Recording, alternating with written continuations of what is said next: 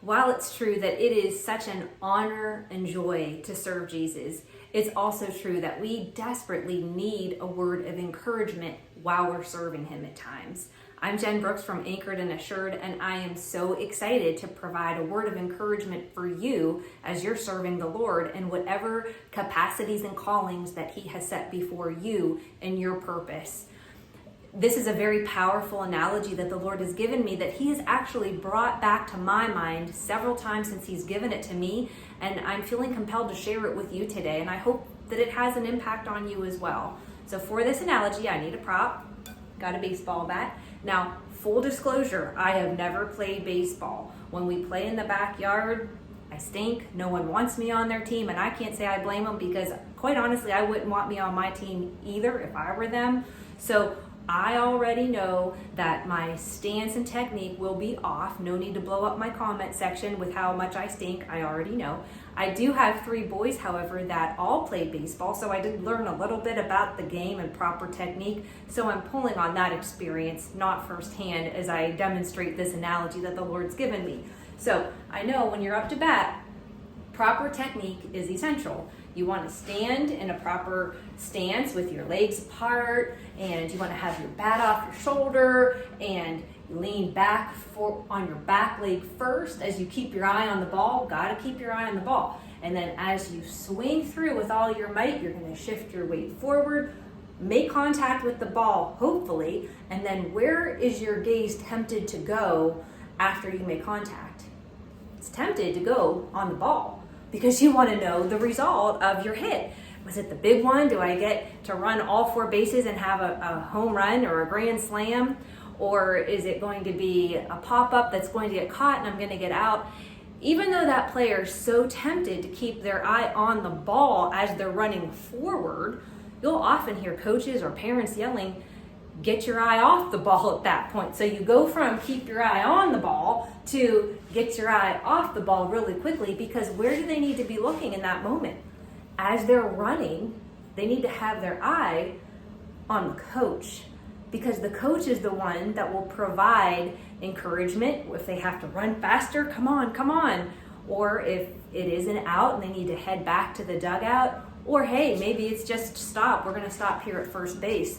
But that is where they need to look for direction, guidance, and encouragement. So I think about as we're serving Jesus, we need to be making sure that we're serving him using proper technique, doing the best we can to the best of our ability to serve him with excellence in whatever way he's calling us to serve him. We strive to do that effectively, and we pour our heart into the ways that he's calling us to serve him.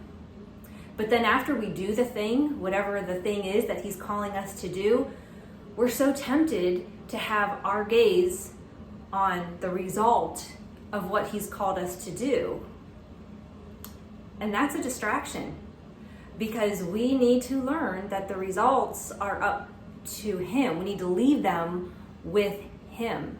Because while he calls us to plant seeds and at times to water seeds, it's the Lord that does the growing. And the results of our obedience is ultimately not our concern. We need to surrender that to the Lord's plan and purpose. So rather than having our eye on what we've done and the results of that, we too need to transition to having our eyes fixed on the Lord. So often, since he's given me this analogy, I can feel myself at times when I start to become more concerned over the result of what God has called me to do. I could just sense the Holy Spirit saying, Jen, get your eye off the ball. Get it back on me at this point. Look to me for your direction and guidance and where you're to go.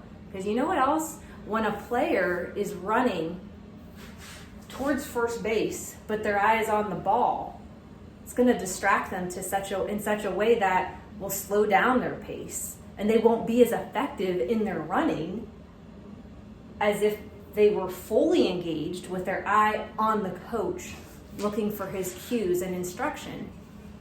There's a parallel we can make there too.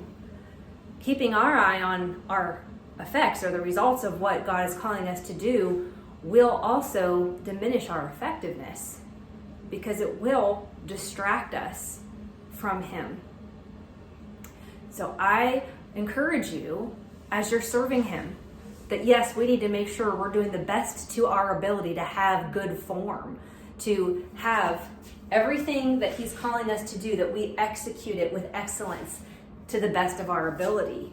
And then after we've done that, we need to surrender the results of it to Him with our eyes focused on Him.